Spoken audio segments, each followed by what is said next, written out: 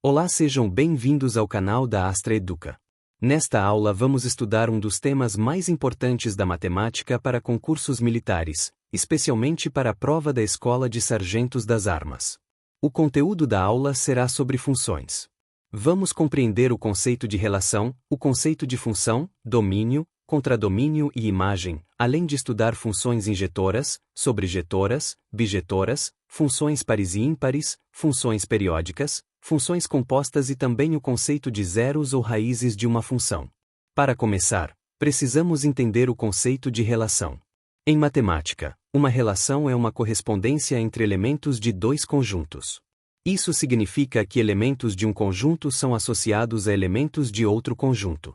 Por exemplo, imagine um conjunto A formado por alguns números e um conjunto B formado por outros números. Uma relação pode associar cada elemento de A a um elemento de B de acordo com uma determinada regra. Essa correspondência pode ser representada por pares ordenados, diagramas ou expressões matemáticas. A partir do conceito de relação surge o conceito de função. Uma função é um tipo especial de relação. Dizemos que uma relação é uma função quando cada elemento do primeiro conjunto está associado a exatamente um único elemento do segundo conjunto. Isso significa que um elemento do domínio não pode ter duas imagens diferentes. Cada valor de entrada possui apenas um valor de saída. Para entender melhor esse conceito, precisamos definir alguns termos importantes. O primeiro deles é o domínio da função. O domínio é o conjunto formado por todos os valores que podem ser utilizados como entrada na função. O segundo conceito é o contradomínio. O contradomínio é o conjunto que contém todos os possíveis valores que podem aparecer como resultado da função, mesmo que nem todos eles sejam realmente atingidos. O terceiro conceito é a imagem da função. A imagem é o conjunto formado apenas pelos valores que realmente aparecem como resultado da função quando aplicamos os valores do domínio. Portanto, o domínio corresponde aos valores de entrada, o contradomínio corresponde ao conjunto onde os resultados podem estar e a imagem corresponde aos resultados que realmente são obtidos. Agora vamos estudar alguns tipos importantes de funções. Uma função é chamada de função injetora quando elementos diferentes do domínio sempre produzem resultados diferentes. Em outras palavras, dois valores distintos de entrada nunca possuem a mesma imagem. Já uma função é chamada de função sobrejetora quando todos os elementos do contradomínio são atingidos pela função. Isso significa que cada elemento do contradomínio possui pelo menos um elemento do domínio associado a ele.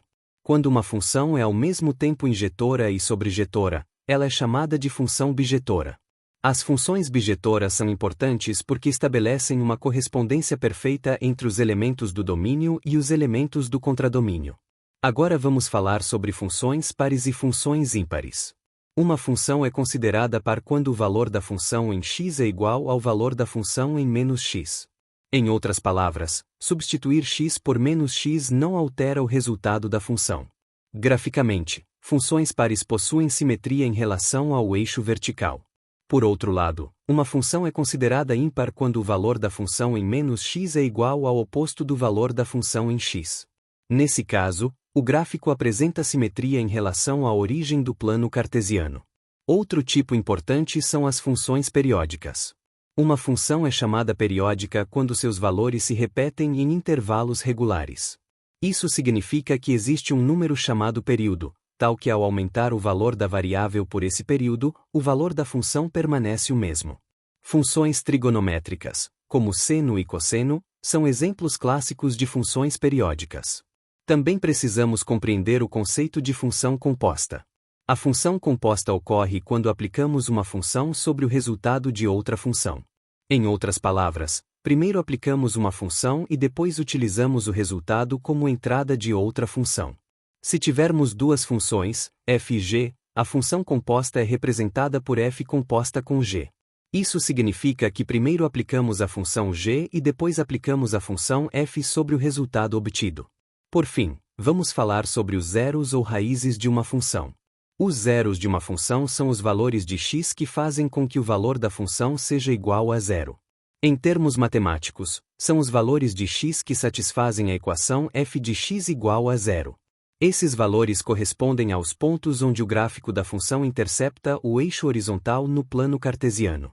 Encontrar os zeros de uma função é muito importante na resolução de equações, na análise de gráficos e também em diversas aplicações matemáticas.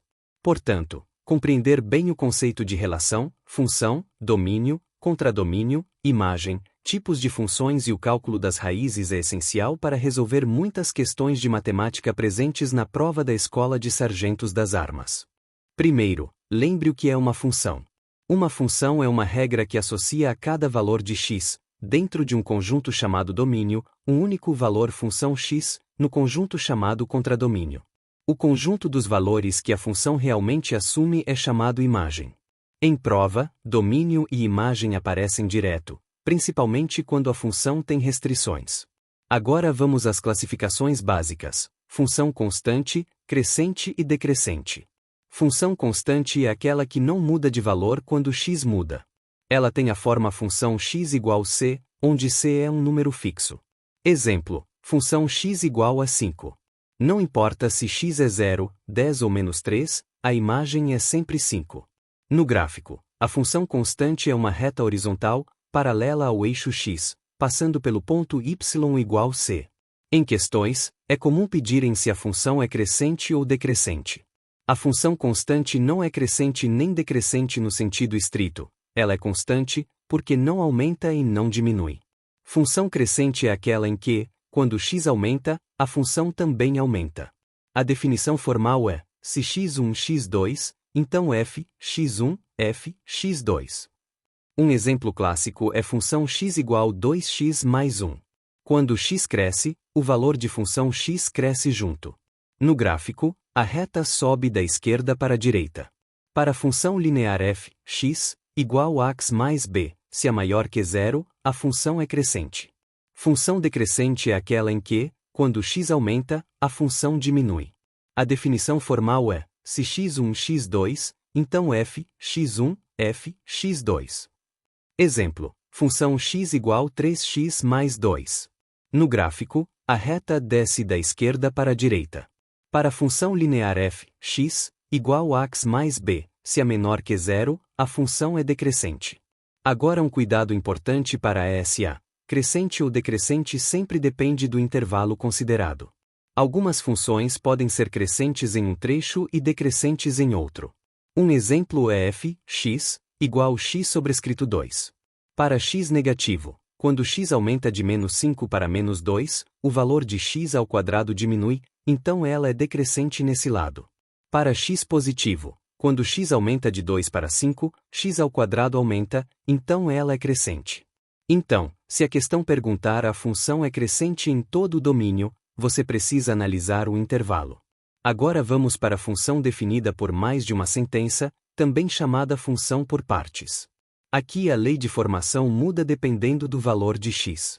Um exemplo simples é: função x igual x mais 2, se x menor ou igual a 0. Função x igual 2x, se x menor que 0. Isso significa que você tem duas regras, e escolhe a regra correta olhando em qual intervalo o x está. Esse tipo de função cai muito porque exige atenção ao ponto de troca, que é onde muda a sentença, geralmente indicado por um valor como x igual 0, x igual 1, x igual 3. As duas habilidades mais cobradas são calcular valores e analisar o gráfico. Para calcular, você substitui o x e escolhe a parte correta. Se x igual a menos 1, usa a regra do x menor que 0. Se x igual a 4, usa a regra do x menor ou igual a 0. Para o gráfico, você desenha cada pedaço no intervalo dele. E aqui entra uma pegadinha importante: o ponto de fronteira pode estar incluído ou não.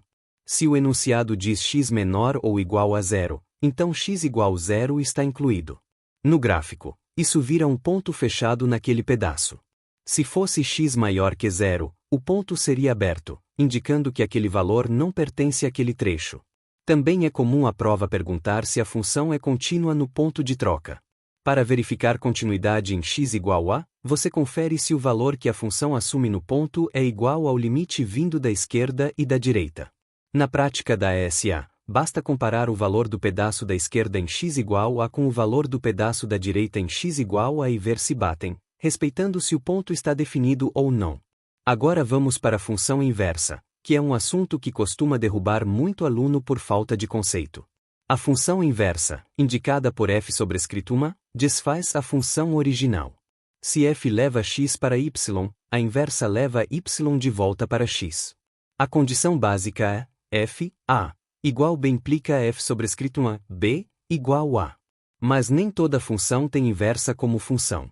Para existir inversa, a função precisa ser injetora no domínio considerado, ou seja, não pode levar 2x diferentes ao mesmo y. Em linguagem de gráfico, ela precisa passar no teste da reta horizontal. Se você traçar uma reta horizontal, ela não pode cortar o gráfico em mais de um ponto. Funções crescentes ou decrescentes em todo o domínio são exemplos típicos de funções injetoras, então costumam ter inversa. Como achar a inversa em provas? O procedimento padrão é: escreva y igual função x, troque x por y e resolva para y. Exemplo: f, x, igual 2x3. Então y igual 2x3. Troca, x igual 2y3. Agora resolve, 2y igual x mais 3. Então y igual x mais 3, 2. Logo f sobrescrito 1, x, igual x mais 3, 2. Duas propriedades que caem muito.